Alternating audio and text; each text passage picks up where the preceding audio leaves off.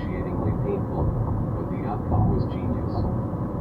You listen to those songs on Destroyer and you go, holy fuck, those drums are amazing. But to get there, I went through hell and so did everyone else. Like Gene used to say, if Peter isn't having a good day, nobody's having a good day. As painful as these sessions were for me, they were doubly hard on Ace. Ace didn't respond well to Bob's tough love. Once you get the drums down and add the bass and the rhythm guitar, it's up to the lead guitarist to complete the picture. And then you're up there naked, you're on your own. Ace, like me, loved to play by feel. Ace's brother was a classically trained guitarist, but Ace hated his studied playing. Ace loved spontaneity, but Ezrin had other plans for him. I didn't get to witness Ace's arguments with Ezrin because the minute my drum tracks were done, I was out of there. Why would I want to stay around to listen to Ace getting reamed out for the next 5 hours when I could go home and have fun or go to a club? Ace was drinking and partying with his friends a lot, and he started missing sessions. One time he actually told Ezrin that he couldn't record because he had a previous engagement to play cards with his pals. Ezrin didn't take too kindly to that and called one of his own Ace session guys, Big Wagner, who came in, nailed the songs, and left. The concept Wagner never got the credit, but it's been playing on songs like Batman Sweet Babe. Ace was furious he had been replaced and felt that Gene and Paul were traitors. When Ezrin started working with us, one of his criticisms was that all of our songs were about sex.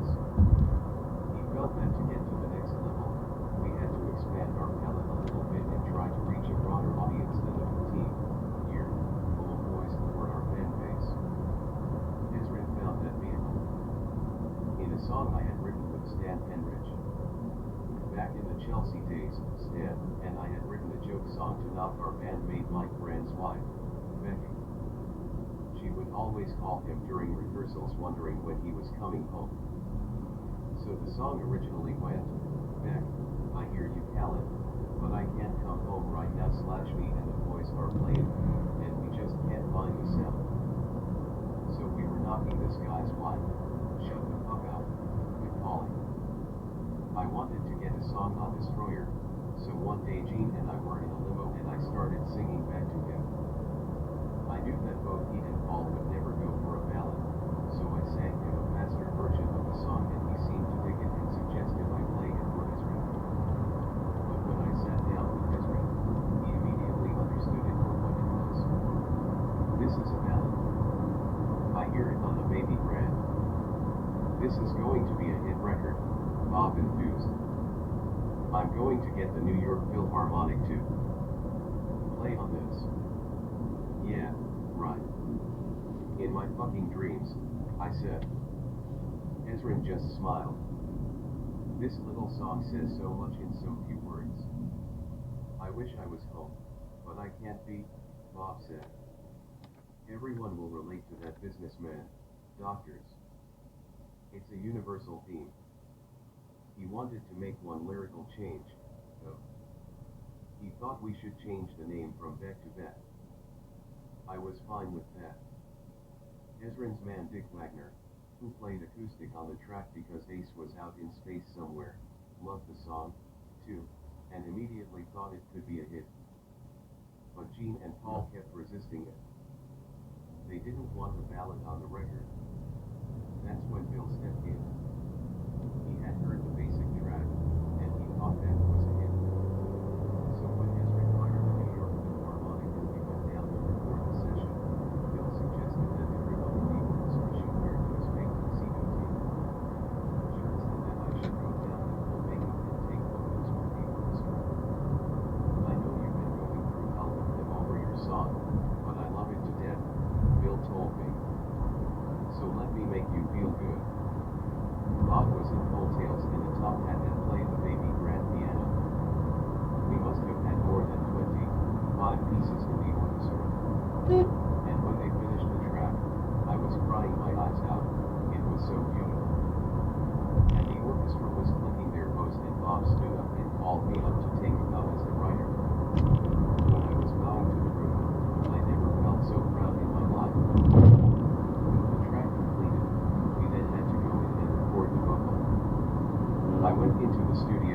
Bob lowered the lights to get me in the mood.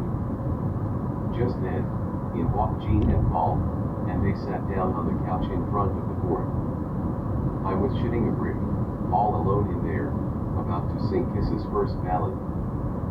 Meanwhile, those two fuckfaces were sitting in the boot stone, faced like they were at the zoo watching an animal through the glass. Okay, take one, Ezrin said. All of a sudden, my legs began shaking. I was so scared I thought that my voice was vibrating when I began to sing. I looked and saw that Jean and Paul were grinning because I was really struggling. What's the matter, Peter? Bob said.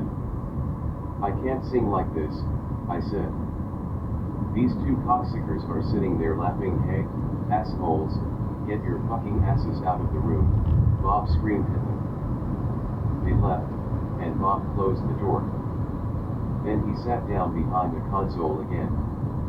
Okay, Peter, let's do this. Sing it for me. We did a couple of takes and Bob suggested I go up a little higher. I did, and it was beautiful. I love it, I fucking love it, he said, and called me into the console room to listen to the playback. He had the engineer make a quick mix, and then he called Jean and Paul back into the room. Listen to this, he said. We listened and they had no reaction. No wow, no holy shit, not even a this stinks. But I was ecstatic. Ezrin had taken Stan and my little song and had turned it into a masterpiece. Now I really understood why he was considered such a stone-cold genius. Not everybody shared those sentiments. When Destroyer was first released, we got a strong backlash from our hardcore fans. After 6 months, the album was dead in the water. The critics didn't think much of it, either. Ezrin had even received a threat from a guy who said he was going to go up to Toronto and punch him in the nose for all the Kiss fans. It was time to release another single from the album to stoke up sales, and I pushed for Beth.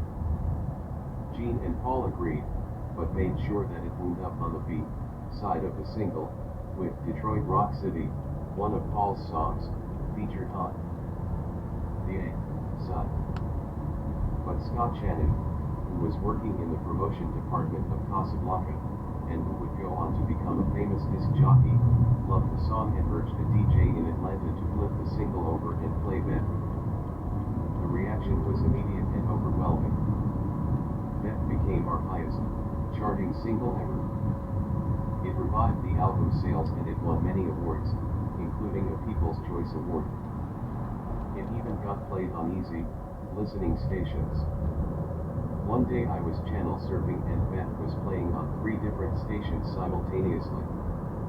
I was on cloud 9. Not just for the personal accomplishment, but because my song propelled the album back onto the charts. Destroyer was our white album, the best album we ever did in our lives, and it was nice to see Bob Ezrin get the credit he richly deserved. He may have been a harsh taskmaster, but the end result was more than worth it. When Beth hit the charts, Bill Loveloy came over to our brownstone with a big bottle of DOM Paragon champagne and we made a little fire and toasted our good fortune. The irony is that you saved the album, Peter, he said. But they're going to hate you for it. Even though Beth had revived the album, Jean and Paul didn't want me to play it live. When we started rehearsing for our next tour, Bill told us that we had to put Beth in the show by popular demand. Jean and Paul immediately said that it wouldn't work. We'll make it work, Bill told us. We have new fans who are coming to see us because of that song. So they finally agreed. But when we started trying to play it, it was a fucking nightmare. None of them had played on the original track. Ace had no idea how to play an acoustic guitar. Then Sean and Bill came up with a brilliant idea. We would play a recording of the musical track and I would come out from behind my drums to the front of the stage, where I'd sit on the drum case and, with the Sean laughed. Fuck you, I told Sean.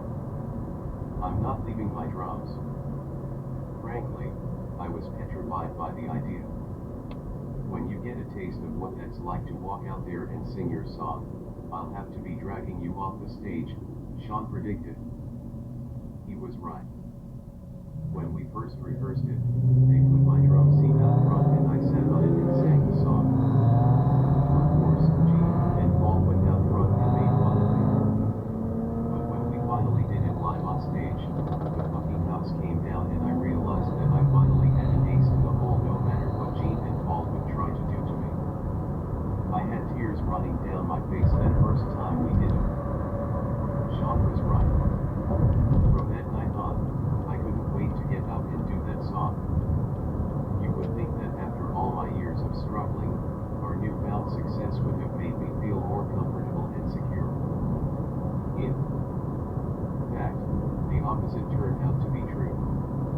While we were in the studio recording Destroyer, I got really depressed. Perhaps it was because I was burning my brain to a crisp with the massive amount of coke I was doing, or maybe it had something to do with getting beat up on a daily basis by Bob, but I was on the verge of a nervous breakdown. I went to management, and Alan Miller recommended a psychiatrist he had seen named Daniel Casriel. He was pioneering a new type of therapy called primal screaming, and I was gung-ho to see him because I had heard that John Lennon had also undergone primal therapy. Casriel had a beautiful brownstone on East 51st. We did a consultation and I told him I was miserable. I was always on the road for lots of